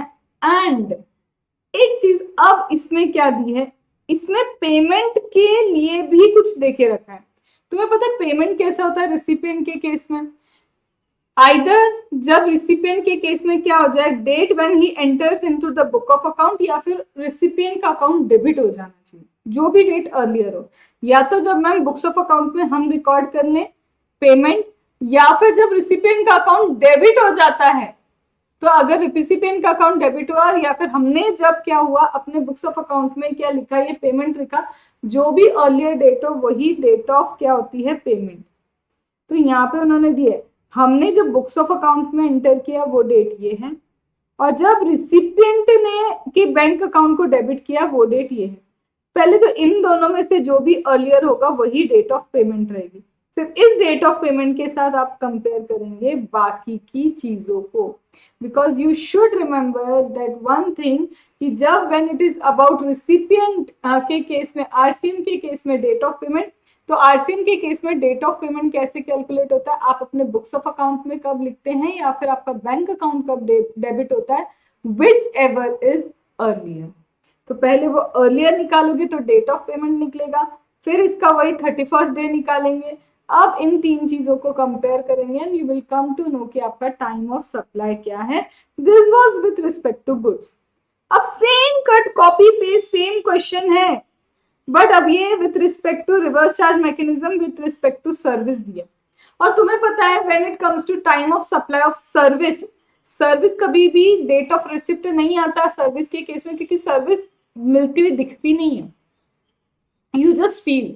मैं तुम्हें अभी पढ़ाने की सर्विस दे रही हूँ, तुम्हें ऐसे दिख नहीं रहा है कहाँ पे जीएसटी का जी चल रहा है, एस चल रहा है, टी चल रहा है, अरे यू आर जस्ट फीलिंग, तुम्हें समझ में आता जा रहा है, मतलब तुमको क्या मिल रही है, सर्विसेज मिल रही हैं। तो यहाँ पे सिर्फ होता है मैम 61st डे, पहले 60 डेज ऐड कर लोगे from the date of issue of invoice, और तुम्हारा क्या आएगा, date of payment which ever is earlier. तो मैम हमको रिसीव कब हुआ पेमेंट वो डेट ली, इनवॉइस कब इशू हुआ उस पर 60 डेज ऐड करने हैं, 60 डेज। अब इन दोनों को कंपेयर करेंगे और हमें मिल जाएगा टाइम ऑफ सप्लाई। यहाँ पे भी पार्ट पेमेंट वाला कंडीशन लिया और यहाँ पे भी इन्होंने लिया है कि मैम जब हमने बुक्स ऑफ अकाउंट में एंटर किया वो ये डेट है, और जब बैंक अकाउंट में डेबिट हुआ वो ये डेट है। तो यू कैन कैलकुलेट ना date of payment, whichever is earlier is the date of payment, that you have to compare with this and you will get कि what is your time of supply. I hope चीजें clear है। पहले solution करने से पहले provisions लिख देना, solution करने से पहले प्रोविजन लिखना, और फिर ऐसे टेबुलर फॉर्म में तुम करना calculation, and go with this tabular form only. Time of supply में जितना टेबुलर फॉर्म में जाओगे तुम्हारे लिए बेनिफिशियल रहेगा, गलतियों के चांसेस खत्म हो जाएंगे। Ma'am question number 5 and 6 do your self, again वही यही कॉन्सेप्ट वापस रिवर्स चार्ज मैकेनिज्म का आपसे क्या करके रखा है, पूछ के रखा है। अब आते हैं यहाँ पे, कुछ इन्वेस्टिगेशन हुई 150 कार्टून की, ठीक है। तो investigation shows that 150 carton of ceramic capacitor were dispatched on 2nd of August but no invoice was raised. 150 carton हमने डिस्पैच किए और इन डिस्पैच कार्टून का कोई इनवॉइस नहीं है। The transaction was not enter in account, हमने इस ट्रांजेक्शन को अकाउंट में भी नहीं लिखा, ना तो इनवॉइस इशू हुआ, ना ही हमने ट्रांजेक्शन को अकाउंट में लिखा कि भाई डिस्पैच कब हुआ, ये तो कम से कम हम अकाउंट में लिख लेते। तो डिस्पैच ऑफ कार्टून का ट्रांजेक्शन भी हमने कुछ नहीं लिखा। हमारे पास कोई एविडेंस नहीं है कि हमें पेमेंट कब रिसीव हुआ। कहना क्या चाहते हो मैम, ना तो ये पता है कि डिस्पैच कब हुआ, ना तो हमने इनवॉइस इशू किया, ना ही हम ये जानते हैं कि हमें पेमेंट कब मिला, मतलब कुछ भी नहीं है हमारे हाथों में। क्योंकि अगर इनवॉइस ये पता चल जाता कि डिस्पैच कब हुआ तो डिलीवरी की डेट तक तो इनवॉइस इशू हो ही जाना चाहिए, हम सेक्शन नंबर 31 अप्लाई कर सकते थे। अब मेरे को ये नहीं पता हमने इनवॉइस कब इशू किया, पेमेंट कब रिसीव किया, डिस्पैच कब किया, कोई जानकारी नहीं। अब आप बताओ मैम टाइम ऑफ सप्लाई कैसे निकालोगे। अब इस चीज का आप टाइम ऑफ सप्लाई कैसे कैलकुलेट करोगे, तो देखो इनवॉइस इशू किया नहीं but due date of issue of invoice तो निकल सकता है। तुमने इनवॉइस इशू नहीं किया बट हम due date of issue of invoice तो कैलकुलेट कर सकते हैं ना। तो मैम वो ड्यू डेट कैसे कैलकुलेट करते हैं, वो कैलकुलेट करते हैं कब डिस्पैच किया, ड्यू डेट ऑफ डिस्पैच, वो डिस्पैच की डेट तक तो कम से कम इनवॉइस इशू हो ही जाना चाहिए। ठीक है मैम, करते हैं। तो देखो सेक्शन 31 क्या बोलता है, date of issue of invoice और due date of issue of invoice हम क्या करेंगे, देखेंगे। जब भी मैम क्या होता है, डिलीवरी ऑफ गुड्स होता है, क्या इस केस में मैम गुड्स की डिलीवरी हुई, बिल्कुल हाँ। अब मैम डिलीवरी ऑफ गुड्स के केस में टाइम ऑफ सप्लाई कैसे कैलकुलेट होता है, या तो इशू ऑफ इनवॉइस या due date of issue of invoice, ठीक है, विच एवर इज अर्लियर। हम इनवॉइस और due date of issue of invoice ऐसे क्या करते हैं, कंपेयर करते हैं। तो इससे मुझे मैम पता चल जाता है गुड्स के रिस्पेक्ट में मेरा टाइम ऑफ सप्लाई क्या है। बट मैम यहाँ पे इनवॉइस ही इशू नहीं हुआ, ठीक है। तो मैम जब इनवॉइस इशू नहीं हुआ तो time of supply for the purpose of payment of tax क्या होगा, it will be last date on which invoice is required to be issued. Now the invoice of supply in present case must be issued on or before the dispatch and that is 2nd of August. Simple सी बात है। फिर से question पे आते हुए बोलते हैं हमने क्या नहीं किया। देखो जब कार्टून डिस्पैच की, कार्टून डिस्पैच 2 अगस्त को हुए, लेकिन हमने कोई इनवॉइस रेज नहीं किया। हमने इस ट्रांजैक्शन ऑफ डिस्पैच जो भी हुए इस ट्रांजैक्शन को बुक्स ऑफ अकाउंट में नहीं लिखा, ना ही हमने क्या किया, हमें ये भी नहीं पता कि पेमेंट कब रिसीव हुआ, पेमेंट डिटेल है नहीं, डिस्पैच की डेट बस पता है, ना इनवॉइस है और कुछ भी नहीं है। यहाँ वो बोल रहे हैं कि बस वो जो ट्रांजैक्शन है ना 150 के डिस्पैच का, उस ट्रांजैक्शन को रिकॉर्ड नहीं किया, बट हमें ये पता है कि किस डेट को डिस्पैच हुआ था। तो मैम जिस दिन डिस्पैच हुआ मतलब डिलीवरी हुई, तो सप्लाई ऑफ गुड्स के केस में जो टाइम ऑफ सप्लाई होता है that is time of issue of invoice और due date for the issue of invoice which ever is earlier. Invoice issue हुआ नहीं तो मैम ड्यू डेट देखेंगे, और ड्यू डेट क्या होती है, on or before the delivery of goods to the recipient. Time of supply क्या होता है, on or before delivery of goods to the recipient, तो उस तक तो हमारा क्या हो जाना चाहिए, ड्यू डेट आई जाती है, तो वही होगा तुम्हारा टाइम ऑफ सप्लाई। इंटायरली तुमको प्रोविजन लर्न होने चाहिए। टाइम ऑफ सप्लाई का रिवीजन वीडियो पहले देखना, फिर क्वेश्चन सॉल्व करना, तो तुमको एक बार क्या हो जाएगा, पूरा पूरा ग्रिप में आ जाएगा कि अच्छा भैया ये था और ये क्वेश्चन इतने इजी दिए। कमिंग टू नेक्स्ट, अब मैम हमको ना एक मील कूपन मिला, मुझे ना मेरी कंपनी ने एक कूपन दिया और कूपन में लिखा है 5000। अब मैं उसको कहीं भी खर्चा करूं, 5000 का कुछ भी खाऊं, मैं बर्गर खाऊं, पिज्जा खाऊं, थाली खाऊं, कुछ भी खाऊं, 5000 का मील कूपन है मेरे पास। अब ये नहीं पता कि आप उसे कहाँ पे यूटिलाइज करोगे, आप कितनी वैरायटी ऑफ गुड्स, किसी भी वैरायटी ऑफ गुड्स में उसको यूटिलाइज कर सकते हो। दैट मीन्स मुझे नहीं पता उस कूपन को आप कहाँ यूज करोगे, किसी एग्जाम प्रोडक्ट को खरीदने में करोगे, 5% वाले प्रोडक्ट को खरीदोगे, 18% वाले प्रोडक्ट को खरीदोगे, हमको ये नहीं पता कि वो कूपन कहाँ यूज होगा। तो ऐसे केस में बोलते हैं व्हेन कूपन आइडेंटिफिएबल नहीं हो कि वो कहाँ यूज होता है। तो ऐसे केस में मैम हमें ये भी नहीं पता कि क्या खरीदोगे, क्या करोगे, कुछ नहीं पता, तो ये बताओ मैम कि ऐसे केस में टाइम ऑफ सप्लाई क्या होगा। तो जब हमें पता नहीं कि कब कहाँ कैसे क्या यूज करोगे, हम इसे आइडेंटिफाई नहीं कर सकते हैं, तो हम बोलते हैं कि टाइम ऑफ सप्लाई आपका क्या होगा, date when it will be redeem. जिस दिन तुम इसे रिडीम करोगे वो रिडीम्शन डेट ही टाइम ऑफ सप्लाई मान लेंगे, क्योंकि मुझे पता होता कि तुम कहाँ खरीदोगे, कितने का खरीदोगे, किस डेट तक खरीदोगे, तब तो मैं इशू करते से ही मैं समझ जाती कि ये इशू किया, ये हो गया टाइम ऑफ सप्लाई। बट अभी मुझे ही नहीं पता, बंदा जाके उस कूपन को यूज कहाँ करेगा, तो जिस दिन रिडीम किया वो रिडीम्शन डेट ही उसकी क्या हो गई, टाइम ऑफ सप्लाई। अब ये वाला क्वेश्चन ले दे के फिर से तुम्हारा reverse charge mechanism of service के लिए है, लेकिन अब यहाँ पे डायरेक्टली नहीं दिया कि रिवर्स चार्ज मैकेनिज्म है। तुमको समझना है कि जब एडवोकेट सर्विसेज देता है और एडवोकेट ने अपनी सर्विस किसको दी, एडवोकेट ने अपनी सर्विस दी और एडवोकेट ने जिसको सर्विस दी वो है ये भी एबीसी लिमिटेड, मतलब एक एंटिटी, बिजनेस एंटिटी को एडवोकेट ने सर्विस दी है। तो अगर उन्होंने बिजनेस एंटिटी को एडवोकेट ने सर्विस दी तो हम जानते हैं कि यहाँ पे क्या आता है, रिवर्स चार्ज मैकेनिज्म, अगर बिजनेस एंटिटी क्या है, रजिस्टर्ड है। तो रजिस्टर्ड बिजनेस एंटिटी को जब एडवोकेट सर्विसेज देता है तो रिवर्स चार्ज मैकेनिज्म आता है, और रिवर्स चार्ज मैकेनिज्म कहता है डेट ऑफ पेमेंट, जब आपको पेमेंट रिसीव हुई, या 61 day from the date of issue of invoice, which ever is earlier will be your time of supply. तो एडवोकेट ने सर्विसेज दी, सर्विस का इनवॉइस दिया 17 फरवरी को, तो एडवोकेट ने इशू किया इनवॉइस, इनवॉइस तो उसने 17 फेब को इशू कर दिया, बट मुझे 17 फेब नहीं चाहिए, मुझे 17 फेब से क्या चाहिए, 17 फेब के बाद 61th डे चाहिए, उसका 61th डे आता है अप्रैल। देन क्या बोलता है कि पेमेंट क्यों कर रहे हैं, because on account of negligence, firm से कुछ गलतियां हो गई हैं, the company case was dismissed by the court, company कुछ तो नेग्लिजेंस वगैरह के कारण क्या है, कोर्ट वोट का केस कुछ तो हो चुका है। अब इस चीज को एडवोकेट अगर इस चीज की सर्विसेज दे रहा है तो वो बोलता है कि मुझे पेमेंट चाहिए, और पेमेंट उसने कब लिया, 3 नवंबर को। तो वन आरसी में आपकी क्या जा रही है, सर्विसेज जा रही है रिवर्स चार्ज मैकेनिज्म में, तो डेट ऑफ पेमेंट और 61th day from the date of issue of invoice which ever is early, यही है इसका क्वेश्चन का answer, that is time of supply. Same चीज फिर से आएगी, पता है किसकी, अब यहाँ पे भी तुमको सोचना पड़ेगा भाई कहीं रिवर्स चार्ज मैकेनिज्म एप्लीकेबल तो नहीं हो जा रहा है। और चलो रिवर्स चार्ज मैकेनिज्म एप्लीकेबल हो रहा है तो सप्लाई ऑफ गुड्स के रिस्पेक्ट में है या सप्लाई ऑफ सर्विस के रिस्पेक्ट में, तो बोलते हैं मॉडर्न सिक्योरिटी कंपनी, ये क्या है, टेस्ट सर्विस प्रोवाइड करती है इलेक्ट्रॉनिक डिवाइस की टेस्टिंग का। तो मॉडर्न कंपनी है जो टेस्टिंग करती है इलेक्ट्रॉनिक डिवाइस की।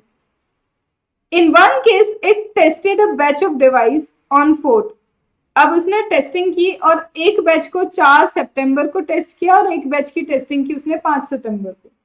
But could not raise invoice, चाहे 4th वाला हो या 5th वाला हो, जो भी सर्विस टेस्टिंग की थी अभी इनवॉइस इशू नहीं किया है 19 नवंबर तक, because some dispute about the condition of device on return. कुछ तो डिस्प्यूट वगैरह था जिसके कारण भाई इन्होंने इनवॉइस ही अभी तक इशू नहीं किया। कब तक? 19 नवंबर तक। मैम पेमेंट तो आ गया दिसंबर में, दिसंबर में पेमेंट आ गया। बट एक चीज बताओ, जब ये सर्विस दे रहा था, सर्विस दी क्या 4th और 5th को, 4th और 5th को सर्विस दी, सर्विस की बात कर रही हूँ, तो date of receipt of service करके कुछ है क्या रिवर्स चार्ज मैकेनिज्म के टाइम ऑफ सप्लाई में? मैम वो तो कुछ नहीं है। वहां हमने देखा है date of receipt of payment और 61 day from the date of issue of invoice, पक्का। तो फिर मैम ये डेट किस काम की? सेक्शन 31। जहां इनवॉइस इशू नहीं होता वहां जन्म लेता है सेक्शन 31। सेक्शन 31 बोलता है कि इनवॉइस कब तक इशू हो जाना चाहिए? जब तुम सर्विस प्रोवाइड करो कम से कम उस दिन तो इनवॉइस इशू हो ही जाना चाहिए। तो देखो यहाँ क्या लिखा है मैम, गुड्स के रिस्पेक्ट में दिया था on or before the date of delivery तो इनवॉइस इशू हो जाना चाहिए। सर्विस के केस में भी ऐसा ही है क्या ma'am? On or before the date when service is provided, बस वही है क्या सेक्शन 31 में date of issue of invoice? नहीं, यही गलती हो रही है। याद करो वहां लिखा था अगर सर्विस देने के बाद 30 डेज के अंदर इनवॉइस इशू हो जाता है, उस केस में 45 डेज के अंदर इनवॉइस इशू हो जाता है, तो इनवॉइस और payment which ever is earlier. और अगर इनवॉइस इशू नहीं होता तो पेमेंट और completion which ever is earlier, यही तुम्हारा क्या है? Time of supply. अब यहाँ देखते हैं time of supply of service, invoice तो इशू नहीं हुआ, is the date of payment और the date of provision which ever is earlier. अब जब मैम इनवॉइस इशू नहीं होता तो अभी बोला ना डेट ऑफ पेमेंट और date of provision of service which ever is earlier को लेते हैं। मैम सर्विस हमने दी 5 सितंबर को और पेमेंट कब रिसीव किया? पेमेंट रिसीव किया दिसंबर में। तो in any case which ever is earlier, तो 5 सितंबर आ रहा है, that is date of provision of the service. तो यही मान लेते हैं टाइम ऑफ सप्लाई। याद करो सर्विस के केस में सेक्शन 31 क्या बोलता है? That is due date for the issue of invoice. तुम्हारी सर्विस कंप्लीशन हो गई, provision of the service, service complete होने के 30 डेज के अंदर इनवॉइस इशू होता है, तो इनवॉइस और payment which ever is earlier. और 30 या 45 डेज, 45 डेज याद है इंश्योरेंस एंड बैंकिंग कंपनी के लिए। अगर आपका इनवॉइस इशू नहीं होता तो पेमेंट और completion date which ever is earlier देखेंगे, तो ये वही प्रोविजन यहाँ पे एप्लीकेबल हुआ है। अंडरस्टूड? आया समझ में? अब ये एक अच्छा क्वेश्चन, ये फाइनली मुझे बहुत अच्छा लगा। क्यों बताऊं? ये सीए फाइनल के पेपर में आया हुआ क्वेश्चन है। ये क्वेश्चन सीए फाइनल को आ चुका है already. I guess it was July 21 का ये क्वेश्चन है, जुलाई 21 के पेपर का क्वेश्चन है। यस, तो अब आते हैं एंड दिस क्वेश्चन, उसके बाद ये छोटा सा एक आध क्वेश्चन और 13 नंबर का, दैट इज इजी। क्या लिखा है? XYZ and company a chartered accountant का firm, company chartered accountant firm वाली, उन्होंने इनवॉइस इशू किया for the services rendered to mister A. तो चार्टेड अकाउंटेंट वाले कुछ सर्विसेज दे रहे हैं मिस्टर ए को और वो बोल रहे हैं service rendered to mister A, उसके लिए उन्होंने इनवॉइस इशू किया। कब इनवॉइस इशू किया मैम? 7 सितंबर को इन्होंने इनवॉइस इशू कर दिया। तो सर्विसेज दी और सर्विसेज देने के बाद 7 सितंबर को इनवॉइस इशू हो गए। बस आप हमें मैम टाइम ऑफ सप्लाई बता दो। मैम सर्विस खत्म हुई थी 1 अक्टूबर को एंड पेमेंट हमें मिला 28 को। तो मैम सर्विस कंप्लीट होने से 30 डेज के अंदर अगर मैं इनवॉइस इशू कर देती हूँ तो इट इज इनवॉइस और payment which ever is earlier, वो मेरा टाइम ऑफ सप्लाई होता है। अब मैम यहाँ कंप्लीट किया और ये तो मैम 30 डेज के बाद इनवॉइस इशू हो रहा है। इफ आई टेक 7 सितंबर, तो यहाँ पे पेमेंट और completion which ever is earlier के बेस पे टाइम ऑफ सप्लाई का जो अभी मैंने डिस्कस किया था ना, वही चीज है। 1 अगस्त मतलब इनवॉइस 30 डेज में इशू नहीं हुआ, तो जब इनवॉइस 30 डेज में इशू नहीं हुआ तो पेमेंट और completion which ever is earlier के बेस पे आपका टाइम ऑफ सप्लाई आएगा। तो आपका पेमेंट 28 का है, कंप्लीशन 1 अक्टूबर का है, which ever is earlier is your 1 अक्टूबर। तो यहाँ पे 1 अक्टूबर आपका टाइम ऑफ सप्लाई।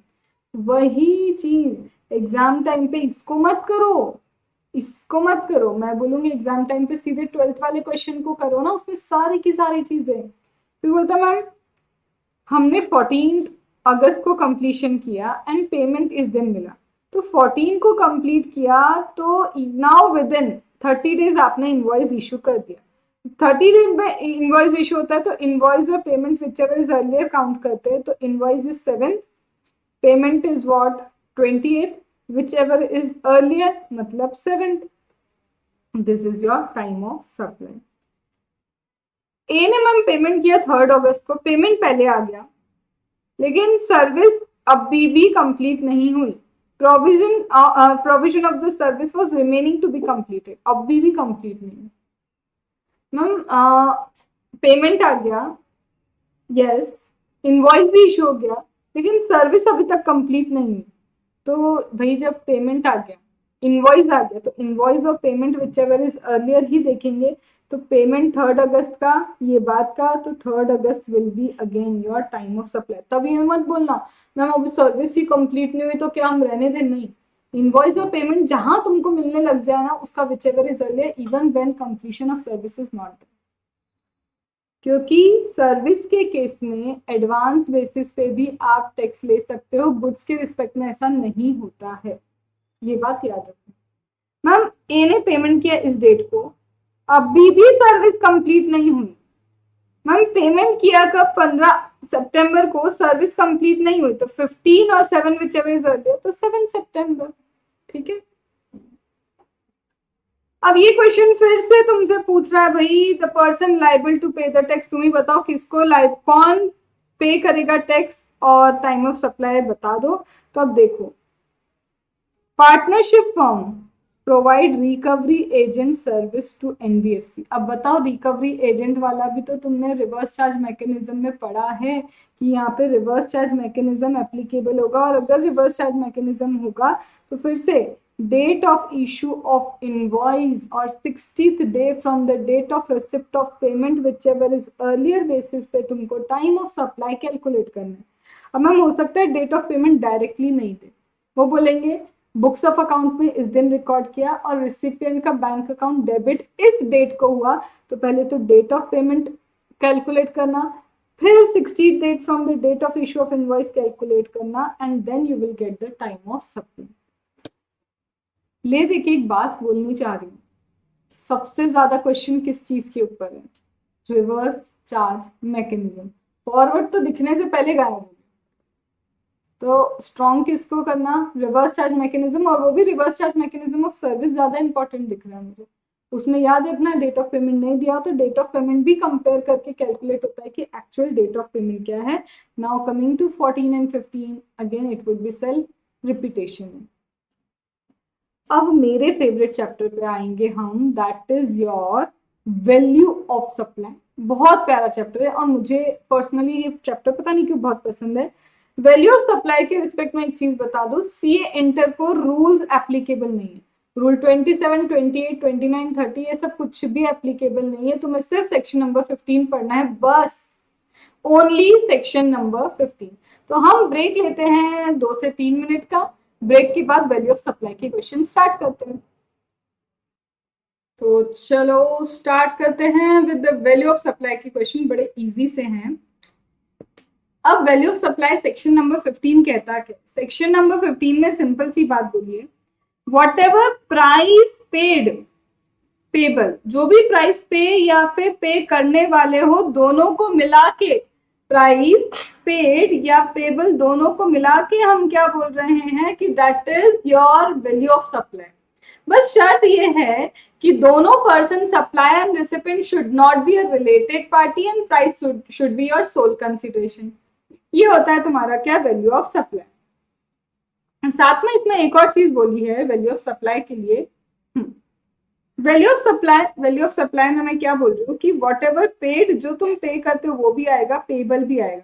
इसके साथ और क्या आएगा, इसके साथ बोलते हैं तुम्हारे एंसिलरी एक्सपेंसेस। इसको एक काम करती हूँ, ऐसे नहीं लिखती, हाँ, जो भी टैक्स वगैरह तुम पे करते हो, जो भी टैक्स पे करते हो, बस जीएसटी के टैक्स को छोड़ दो, CGST, SGST, IGST, compensation cess, इसको छोड़ दो, ये भी ऐड कर देंगे।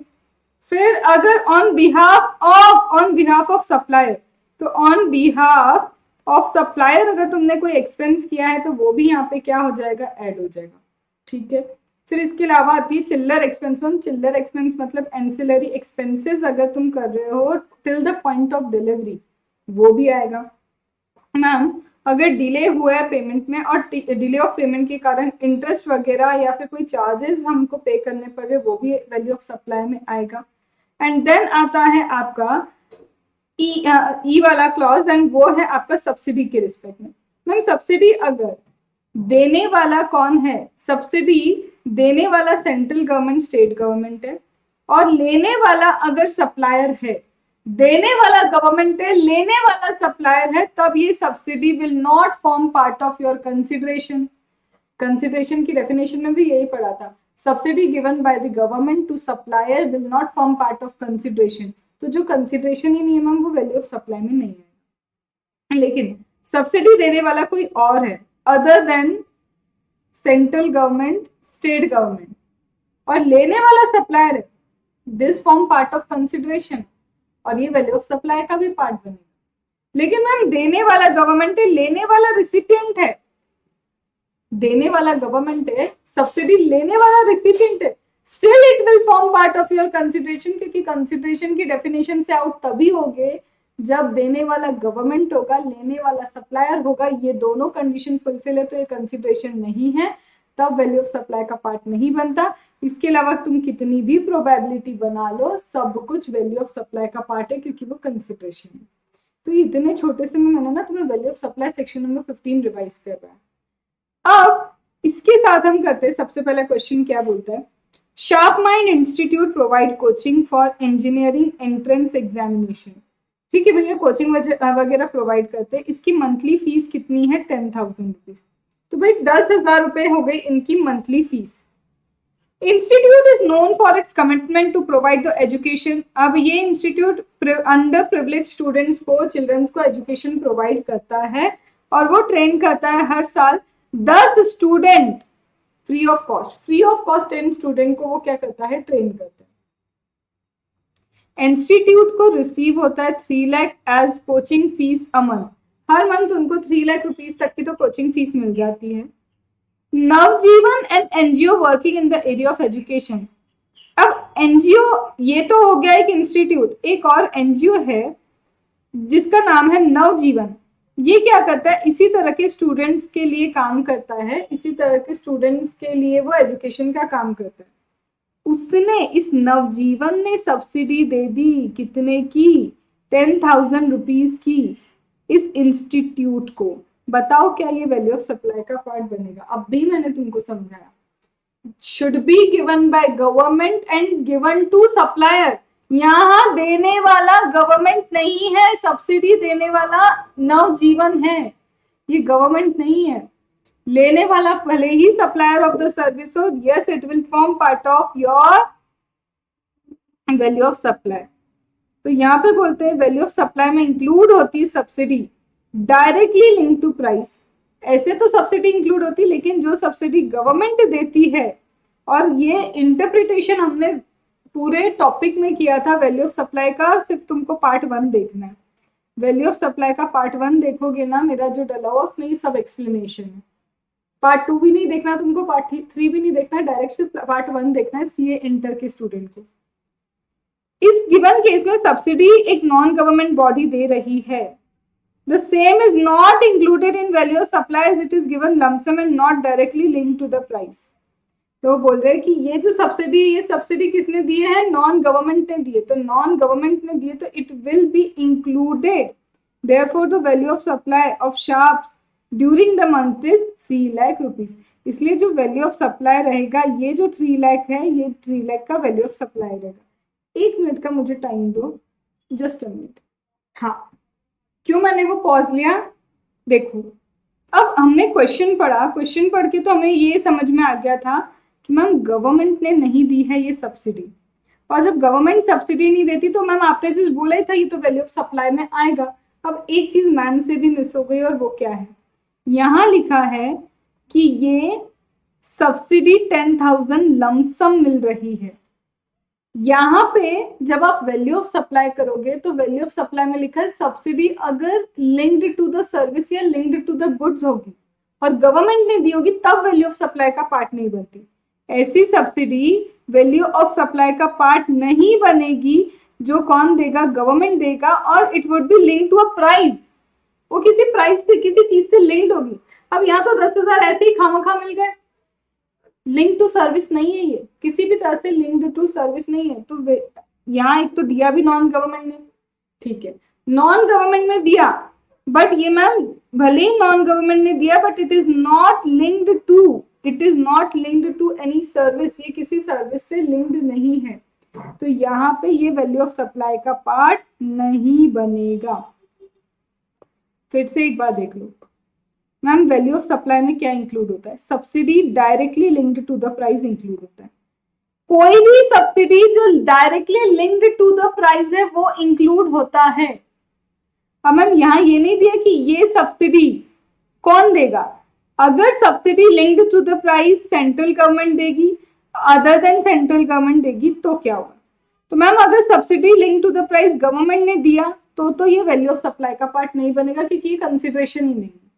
बट मैम अगर सब्सिडी किसी और ने दी और मैम किसी और की दी हुई लिंकेज वाली हुई और लिंकेज वाली नहीं हुई, अगर किसी और की दी हुई लिंकेज वाली हुई तो भी वैल्यू ऑफ सप्लाई का पार्ट बनेगा, लेकिन किसी और की दी हुई लिंकेज वाली नहीं हुई तो ये वैल्यू ऑफ सप्लाई का पार्ट नहीं बनेगा।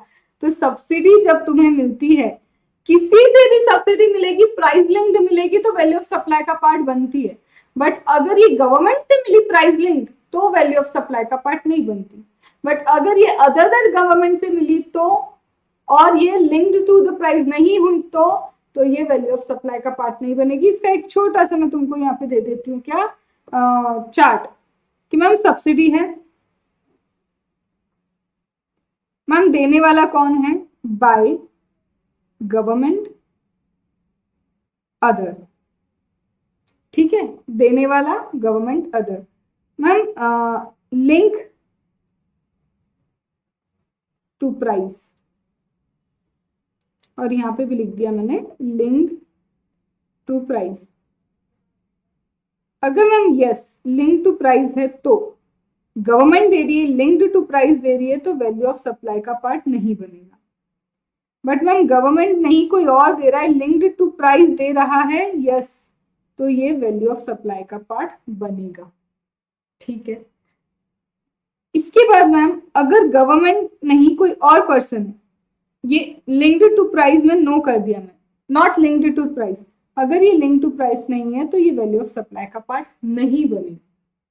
तो क्या क्या कंडीशन है पता है, देना चाहिए गवर्नमेंट को, लिंक्ड टू प्राइस होना चाहिए, और रिसीव करने वाला रिसिपेंट, अगर ये तीनों चीजें हो जाती है ना तो it will not form part of your consideration. Ma'am government ने दिया, भले ही लिंक्ड टू प्राइस नहीं है, रिसीव रिसिपेंट मैंने किया तो भी ये क्या है, तुम्हारे वैल्यू ऑफ सप्लाई का पार्ट नहीं बनेगा। मतलब देने वाला गवर्नमेंट है तो चाहे लिंक टू प्राइस हो, लिंक टू प्राइस नहीं हो, ये वैल्यू ऑफ सप्लाई का पार्ट नहीं बनेगा अगर रिसिपेंट है। और देने वाला कोई भी पर्सन हो, अगर लिंक्ड टू प्राइस है और वो गवर्नमेंट नहीं है तो वो वैल्यू ऑफ सप्लाई का पार्ट बनता है। This is the crux, done.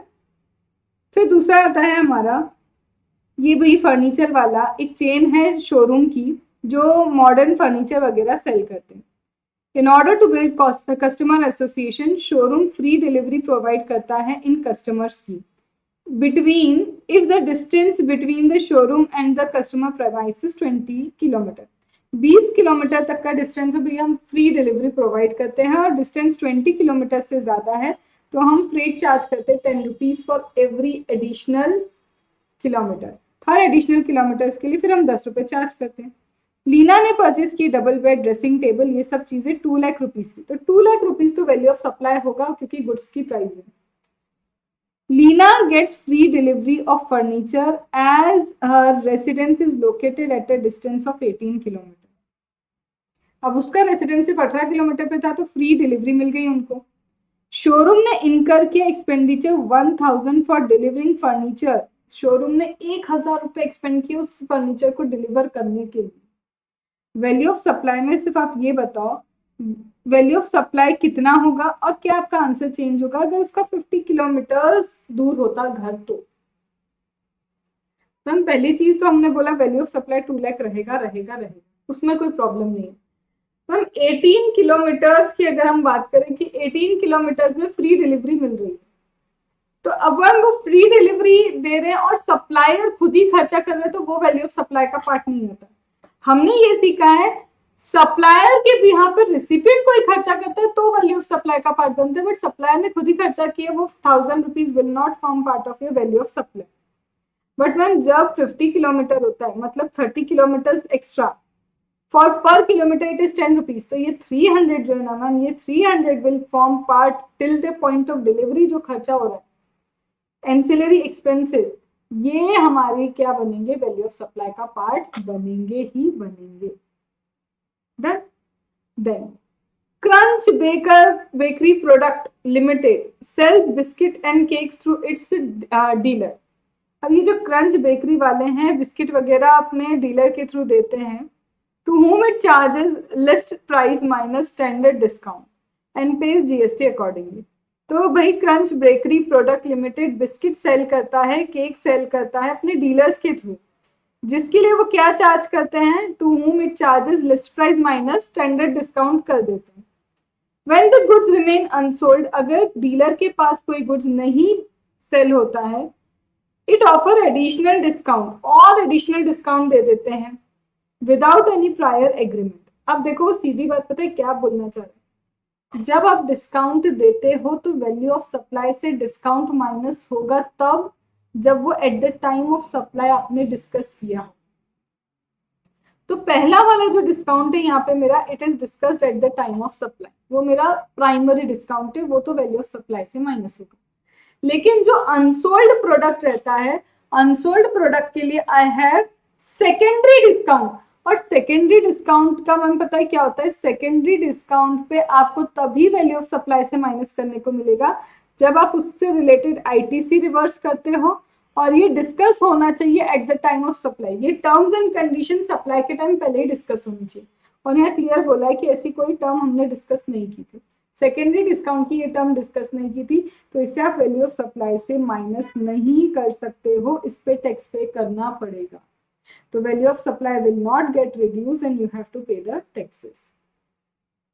Then बहुत इजी छोटा सा क्वेश्चन, हमें बोला है आप टोटल वैल्यू कैलकुलेट करके दो जिसके ऊपर आईजीएसटी का रेट 18% है। तो कुछ तो आपने गुड्स वगैरह सेल किए हैं, रेड पेपर है जो दिल्ली में रजिस्टर्ड है, टैक्सेबल गुड्स मैन्युफैक्चर करता है, और ये सब डिटेल दिया और डिटेल देके बोला बस ये बताओ total value of taxable supply क्या है। तो मैम लिस्ट प्राइस हमारी एक्सक्लूसिव ऑफ टैक्स क्या है 15, तो मैम लिस्ट प्राइस गुड्स की वैल्यू तो हम पूरी पूरी लेंगे, कोई बात नहीं। Price link subsidy receive from government, government government government government price linked subsidy दे रहा है यार मैम, गवर्नमेंट ने अगर प्राइस लिंक सब्सिडी दे दी तो वैल्यू ऑफ सप्लाई का पार्ट नहीं बनता। Price link subsidy from NGO, और मैम एनजीओ अगर प्राइस लिंक सब्सिडी दे तो ये एनजीओ ने अगर प्राइस लिंक सब्सिडी दी है तो ये तो वैल्यू ऑफ सप्लाई का पार्ट बनेगा। Tax levied by municipal authority, municipal authority tax levy करती है, सीजीएसटी एसजीएसटी के अलावा सारे टैक्स आएंगे, तो ये भी आएगा वैल्यू ऑफ सप्लाई में। और मैम पैकिंग चार्जेस मतलब ancillary expenses till the point of delivery, delivery तक सारे एंसिलरी एक्सपेंस भी आएंगे। और ma'am late fees by recipient of supply for delay in payment has agreed to pay 6000 lump sum and no additional amount is payable by him over and above। Ma'am इसके अलावा कुछ late fees भी है, late fees को मैं थोड़ा रुक के डिस्कस करती हूँ क्योंकि इसका टाइम ऑफ सप्लाई रिसीप्ट जब ये होता है ना जब ये रिसीव होंगे तब इसका आता है टाइम ऑफ सप्लाई, और ये हमने पढ़ा है टाइम ऑफ सप्लाई में कि अगर late interest late payment charges मिलते हैं तो उसका टाइम ऑफ सप्लाई रिसिप्ट पे होता है। तो मैम टाइम ऑफ सप्लाई तब होगा जब ये रिसीव होंगे, तो क्या इसे वैल्यू ऑफ सप्लाई में मैं इंक्लूड करूँ या नहीं करूँ? वैल्यू ऑफ सप्लाई बोलता है कि वैल्यू ऑफ गुड्स ले लो, आपके साथ वैल्यू ऑफ गुड्स के साथ आप क्या ले लो, प्राइस लिंक सब्सिडी ले लो। प्राइस लिंक सब्सिडी वो वाली जो गवर्नमेंट ने दी है वो मत लेना, कोई और दे रहा है तो प्राइस लिंक सब्सिडी आप ले सकते हो वैल्यू ऑफ सप्लाई में। मैम म्यूनिसिपल अथॉरिटी मतलब टैक्स अदर देन जीएसटी आप ले लो। Ancillary charges in the point of delivery जितने भी होते हैं वो एंसिलरी चार्जेस ले लो। और मैम लेट फीस हमको सोचना पड़ेगा। Yeah, what is list price of the goods and net of the two subsidy received? List price is already net of the two subsidy received. However, the other charges are charged to customer over and above the list price. बाकी charges over and above list price लिए हैं, लेकिन ये बोल रहा है कि subsidy हम ऑलरेडी माइनस कर चुके। ये जो लिस्ट प्राइस है, list price is already net मतलब माइनस करने के बाद ही है, माइनस कर चुके हो इस 15 लाख में से। यस, तो मैम ये तो वैसे ही नहीं लेना मुझे वैल्यू ऑफ सप्लाई में, but ma'am value of supply में ये तो आएगा ना, आपने माइनस कर लिया 15 लाख में से, बट ये आएगा क्यों? क्योंकि ये अदर देन गवर्नमेंट ने प्राइस लिंक दिया है, तो इसको एड बैक करना पड़ेगा। तो ये देखो 15 लाख, ये तो माइनस करना ही था, कोई बात नहीं, आप लिखोगे विथ सेक्शन कि ये क्या है, इंक्लूड नहीं होता। लेकिन मैम अदर देन गवर्नमेंट अगर मिल रहा है इससे तो मुझे इंक्लूड करना है। ये any kind of taxes other than GST include होंगे। मैम सी फॉर चिल्लर एक्सपेंस याद है, मैंने तुम्हें एबीसीडी सिखाई है। ए फॉर असेसी क्या पे करेगा? मैम ये ए क्या है, 15 subsection 2 clause A for any kind of taxes. तो किसी भी तरह के टैक्सेस जीएसटी के अलावा अगर आप पे कर रहे हो तो इस सेक्शन में कवर होते हैं। बी फॉर क्या है, ऑन बिहाफ ऑफ सप्लायर अगर आपने कोई एक्सपेंस किए। सी फॉर आपके चिल्लर एक्सपेंस मतलब एंसिलरी, जैसे packing charges ancillary incidental expense है। 15 टू डी क्या आता है, डिले इन पेमेंट अगर हुआ है तो मैम डिले इन पेमेंट भी 15 टू डी के अकॉर्डिंग इंक्लूड होता है। बट मैम वहां लिखा था 6000, यहाँ 5085 कैसे लिखा? ये क्वेश्चन क्वेरी में मुझे आ चुका है, क्योंकि यहाँ लिखा है late fees paid by recipient. ठीक है, रिसिपिएंट हैज एग्रीड टू पे 6000 इन लमसम। लमसम 6000 पे करेगा, इसके अलावा no additional amount payable by him over and above such amount. इसके अलावा कोई एडिशनल अमाउंट पे नहीं होगा, 6000 ये लमसम पे करेगा। अब यहाँ पे पता है, यहाँ इन्होंने कुछ नहीं लिखा है ऐसा कि ये इंक्लूसिव ऑफ टैक्स है या एक्सक्लूसिव ऑफ टैक्स है, late fees inclusive of tax है या फिर एक्सक्लूसिव ऑफ टैक्स है, कुछ नहीं लिखा। बट ये लाइन लिखी है कि वो 6000 लमसम पे करेगा, इसके अलावा एडिशनल कोई पेमेंट करने वाला नहीं। तो हमें जबरदस्ती मानना पड़ेगा, इसमें हमने जीएसटी ले लिया क्योंकि बोल रहा है वो कि इसके अलावा एडिशनल मैं कुछ नहीं दूंगा, 6000 दूंगा, तो तुम्हें मानना पड़ेगा कि इसके अंदर जीएसटी इंक्लूड किया हुआ। ये लाइन है जो तुम्हें क्या दे रही है, हिंट दे रही है कि it is inclusive of GST. तो इसमें से जीएसटी का पोर्शन आप हटाएंगे तो ये वैल्यू ऑफ सप्लाई निकल जाएगा। And I hope you know कि 6000 जो है 118% है, क्योंकि 18% जीएसटी है, तो इसका 100% क्या होगा, तो 100% 5085। Now question number 9। अब रजिस्टर्ड सप्लायर फिर से मशीन सेल करता है, price of the machine excluding the taxes is this. बड़ी अच्छी बात है, मशीन की प्राइस दी है। थर्ड पार्टी का इंस्पेक्शन चार्ज 5000 का, थर्ड पार्टी आती है आके इंस्पेक्शन करती है जिसके चार्जेस कितने 5000। मैम गुड्स जो हमने बेचे उसकी वैल्यू तो हमारे वैल्यू ऑफ सप्लाई में आएगी, उसमें कोई डाउट नहीं है। लेकिन ये थर्ड में क्या लिखा है, थर्ड पार्टी का inspection charges were payable by messrs flow but the same directly paid by BP limited. Actual में ये चार्जेस इस सप्लायर को पे करने चाहिए थे, बट इसे पे कौन कर रहा है, ये रिसिपिएंट पे कर रहा है। Behalf, charges paid on behalf of supplier, yes charges on behalf of supplier ma'am include होगा 15 to B के according. Ma'am freight charges for the delivery of the machine, ancillary expenses till the point of delivery सब कुछ आते हैं। has agreed to deliver the goods at BP premises, लेकिन यहाँ पे बोल रहा है इसने खुद ने एग्री किया था कि मैं ही तुम्हारे प्रीमाइस पे पहुंचाऊंगा। ऐसे तो डिलीवरी चार्जेस मैम इंक्लूड होते हैं, बट यहाँ बोल रहा है कि इन्होंने एग्री किया है कि वो पहुंचा के देंगे तुमको। तो मैम इसका थोड़ा सोचना पड़ेगा, वो एग्री कर रहा है कि मैं ही पहुंचवा दूंगा, रहने दो, प्राइस दे या नहीं दे, सोचते हैं अभी। Subsidy receive from state government on sale of machine under skill development program. Ma'am सीधी बात, गवर्नमेंट से सब्सिडी मिल गई है तो this will not form part of your value of supply. Ma'am 2% का डिस्काउंट ऑफर किया है बीपी को on the price mentioned in serial number 1। यहाँ पे जो भी प्राइस आपको मेंशन किया है इस पे 2% डिस्काउंट हमने दिया है, एंड प्राइमरी डिस्काउंट तो मैम माइनस होता है। प्राइमरी डिस्काउंट क्या होता है, माइनस होता है। तो मैम 25,000 तो मेरा वैल्यू आएगा। इस वैल्यू पे मुझे क्या बोला है, कुछ डिस्काउंट दिया था, कितना डिस्काउंट था इसके ऊपर, 2%। चाहे आप यहाँ पे माइनस कर दो या इन्होंने अलग से इधर माइनस किया है, बात एक ही है। तो 25,000 पे 2% का डिस्काउंट माइनस हो गया। मैम थर्ड पार्टी इंस्पेक्शन देखो, 15 टू बी ऑन बिहाफ, ये तो मैम इंक्लूड होगा।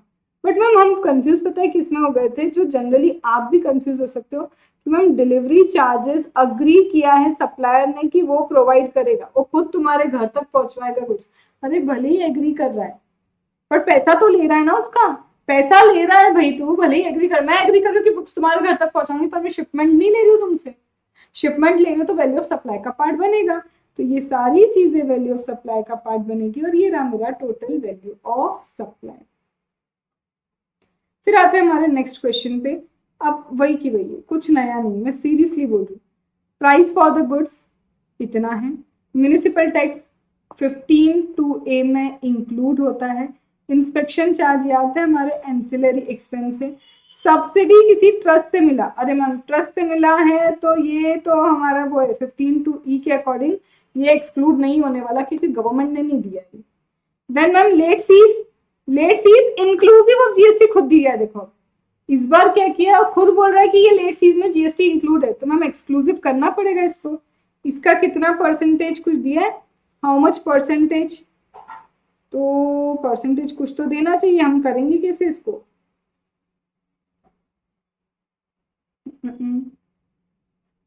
Late fees inclusive of GST दिया, लेकिन आगे क्या लिखा है, Shri Balram paid the late fees.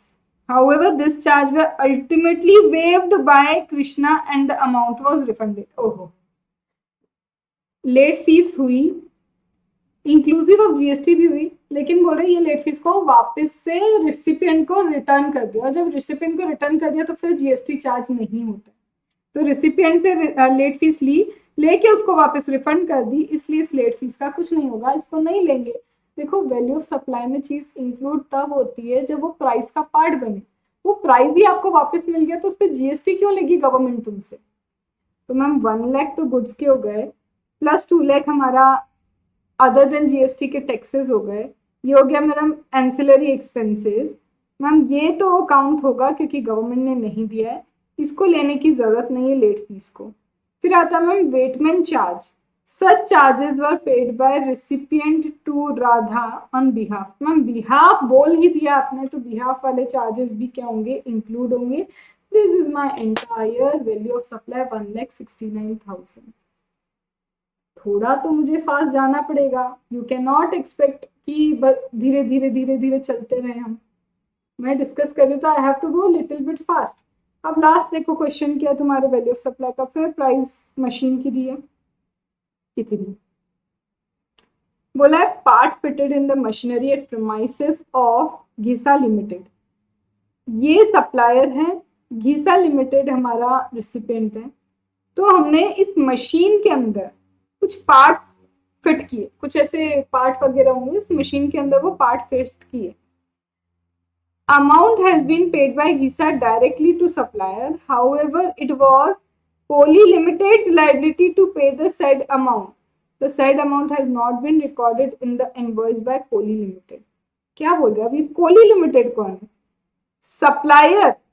Koli limited को वो अमाउंट पे करना चाहिए था, बट घीसा लिमिटेड ने वो अमाउंट पे किया। मैम बिहाफ बिहाफ बिहाफ वही है, बिहाफ बिहाफ बिहाफ, ले देखिए वही आ रहा है। बिहाफ वाला हम ऐड करेंगे। Installation and testing charges for machinery not included in price. Ma'am क्यों इंक्लूड नहीं की? Ancillary expenses till the point of delivery include होते हैं, ये भी इंक्लूड होना ही चाहिए 25,000। मैम डिस्काउंट दिया 2% on the price mentioned in serial 1। यहाँ पे 2% का डिस्काउंट मिला है, वो 2% का डिस्काउंट आप क्या कर दो, माइनस कर दो। आगे बोलते हैं एडिशनल डिस्काउंट मैम 1% का दिया, बट ये जो एडिशनल डिस्काउंट 1% का दिया है based on additional purchase for which adjustment is made at the end of the year without any change in transaction. एक और एडिशनल डिस्काउंट दिया, मतलब सेकेंडरी डिस्काउंट दिया, और secondary discount at the end of the year दिया है, और इस एंड ऑफ द ईयर के सेकेंडरी डिस्काउंट के लिए ट्रांजेक्शन में कोई चेंजेस नहीं है। वो बोलना क्या चाह रहा है, तुम्हें ये बता रहा है कि ये सेकेंडरी डिस्काउंट हमने बाद में डिसाइड किया है, और बाद में डिसाइड करने के बाद वो क्या बोल रहा है, same is not link to any specific transaction. ये किसी ट्रांजेक्शन से लिंक्ड नहीं है। अगर सेकेंडरी डिस्काउंट किसी ट्रांजेक्शन से लिंक नहीं है, मतलब इसका आईटी से रिवर्सल नहीं होता है। तो बोल रहा है इन जनरल हमने बस तुमको क्या किया, कोई ट्रांजेक्शन स्पेसिफिक नहीं, इन जनरल 8%, क्योंकि तुमने सपोज करो 10 करोड़ से ज्यादा सामान खरीद लिया, तुमने कहा तुमने 10 करोड़ से ज्यादा सामान खरीदा, लो एडिशनल 1% डिस्काउंट दे दिया तुमको। ये जस्ट एक डिस्काउंट है जो किसी पर्टिकुलर ट्रांजेक्शन को रिलेट नहीं करता। तो जब ये किसी पर्टिकुलर ट्रांजेक्शन को रिलेट नहीं करता तो इस डिस्काउंट को वैल्यू ऑफ सप्लाई से माइनस नहीं कर सकते। It must relate. या आईटीसी रिवर्सल चाहिए था, at the time of delivery supply के टाइम ही डिस्काउंट डिसाइड होना चाहिए था। याद है, सेकेंडरी डिस्काउंट को माइनस करना है तो ये माइनस नहीं होगा। This will be your value of supply. ये 584 will be your value of supply. This completes your 3 chapter के क्वेश्चन डिस्कशन। हमने अभी 3 चैप्टर के क्वेश्चन डिस्कशन कंप्लीट किए।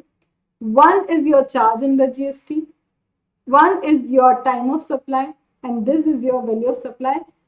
मॉड्यूल 1 जो है, मॉड्यूल 1 के सारे क्वेश्चन जो इंपॉर्टेंट है वो यही थे, और सब डिस्कस किए मैंने जितना मुझसे स्लो हो सका। कल आपको जो वीडियो मिलेगा it will be related to payment of tax, payment of tax के क्वेश्चन, रजिस्ट्रेशन के question, and then it will be most important ITC के क्वेश्चन इन दैट। तो ये 3 चैप्टर्स के क्वेश्चन आपको कल मिल जाएंगे, मतलब कल का एक और 1-1.5 घंटे का वीडियो, और सीए इंटर लेवल पे सारे क्वेश्चन का डिस्कशन खत्म। अगर देखो सही ही बोल रही हूँ, तुमसे रिक्वेस्ट भी कर रही हूँ, अगर वीडियोस अच्छे लग रहे हैं, जो मुझे पता है कि बहुत सारे स्टूडेंट्स को समझ में आ रहे हैं, अच्छे लग रहे, बेनिफिशियल है, शेयर करने में बिल्कुल कंजूसी मत करना। It is really helping me a lot, क्योंकि students are getting what they actually wanted. जब ऐसा रिप्लाई आता ना मैम कि कई क्लासेस देख ली या फिर फाइनेंशियली वाज नॉट केपेबल, और वो आपकी क्लास हेल्प कर रही है, वही मेरे जो सारे एफर्ट्स है ना, वो सारे के सारे एफर्ट्स मेरे वर्दी हो जाते हैं। तो requesting you to share it as much as possible with your friends. And with this we have completed GST का पार्ट 1 ऑफ द क्वेश्चन। ठीक है, क्वेश्चन डिस्कशन पहले रिवीजन कर लेना कॉन्सेप्ट का, फिर क्वेश्चन करना, तब तुम्हें ज्यादा लिंकेज समझ में आएगी और तुम्हें ज्यादा ग्रिप समझ में आएगी। जिन्होंने मेरे लेक्चर्स नहीं देखे, रेगुलर सारे जीएसटी के लेक्चर डले हैं, सीए इंटर के रेगुलर क्लास ली है यूट्यूब पे, वो देख लेना, उससे तुम्हें लिंक क्लियर हो जाएगा। तो ये क्वेश्चन पता है बहुत एलिमेंट्री है। इंस्टीट्यूट ने थोड़ा भी एलिमेंट्री क्वेश्चन को बढ़ा के पूछा ना, तो वो वीडियोस तुम्हारे लिए बहुत हेल्पफुल होने वाले। ठीक है, चलो okay, bye bye, see you next video में। एंड पढ़ते रहो, अच्छे से पढ़ो, खुशी से पढ़ो।